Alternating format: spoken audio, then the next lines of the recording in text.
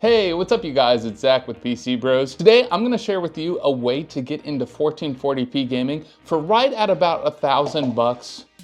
For right at about $1,000 in 2025, and I did this with all new parts. You can still get all of these pretty dang easily on Amazon, and I'm also going to show you at the end some benchmarks so you can see exactly how this machine will perform and see if this is how you want to enjoy gaming for your next gaming PC. So let's go ahead and jump right into those specs.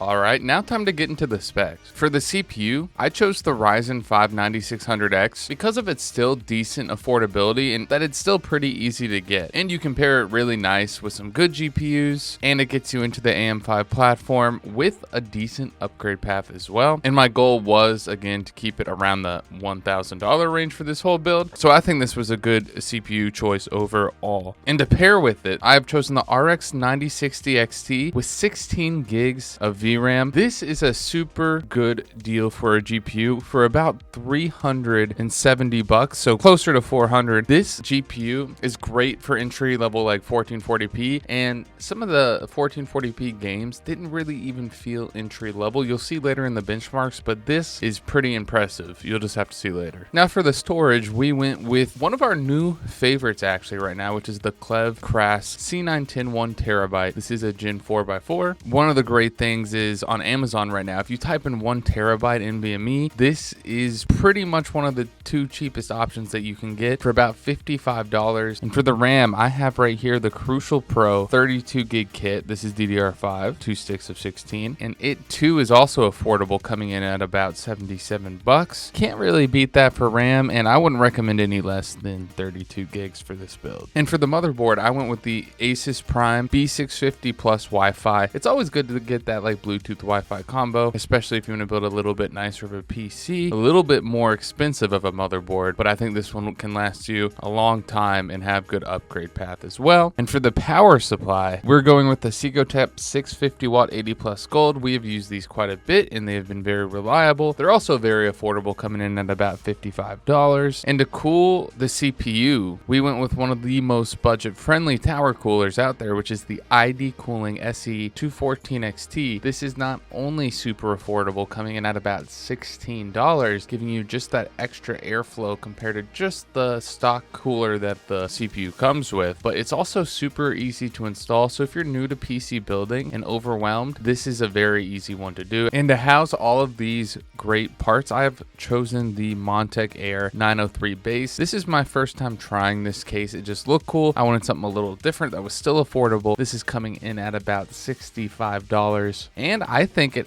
actually looks pretty cool, but obviously the case is up to the individual choice. This is something that you can easily choose for a different case. Just make sure it works with all the parts that you've chosen and the case is big enough. All right, now that we've went over all the parts, let's go ahead and get to building, shall we?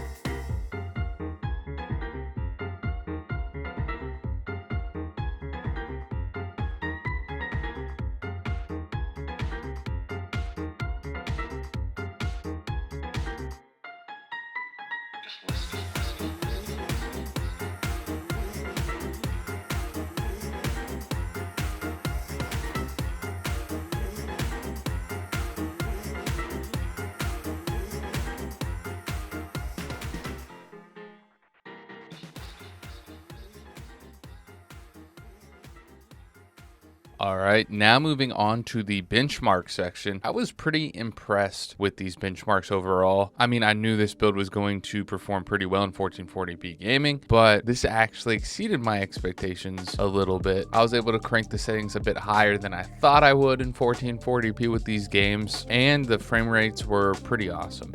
You can also tweak the settings more than I did. I usually just go for the defaults because I feel like that's what most people are going to do when they're in the games, and everything was very playable. Now, I chose 3 completely different games here. The first one being Cyberpunk 2077 on medium settings, 1440p. We were easily getting over 150 FPS, and it was staying pretty consistent the whole time. There's only a couple game instances where it did stutter a little bit, but on medium settings here, especially if you're going through toward the later half of the benchmarks, you're getting close to 200 FPS. You're getting around the 170 mark, and you can easily crank up the settings even more if you want. And this has just been a little bit more impressive, especially when we go to high settings here. We are still over 100 FPS. For single player games like this is going to be very good combo here. For right at around $1,000, this performance is pretty awesome. Now let's move on to the next game. This is Marvel Rivals, medium settings 1440p, a pretty demanding esports game right now. Now we did get a little bit of stutters here at the beginning. You can see it dip below 100 FPS right now. The max is 110. The average is about 85, 86. Now the stutters were not too bad where you noticed it too much on gameplay, but on esports games like this, you might want to turn down the settings just a little bit to get the best performance. Again, Marvel Rivals is more demanding than it might look. It does have some ray tracing going on. You can even do some upscaling, tweak the settings even more. I just went with default medium, but you can get this probably to 100 FPS, and that's probably what I'd recommend for an esports game like this. But moving on to the last game, we are going to CS2, and we have cranked this all the way up to very high, and we're getting over 100 FPS. We're getting some drops and stutters here and there as well. With this one, you can see it drop below 100, especially when explosions happen or some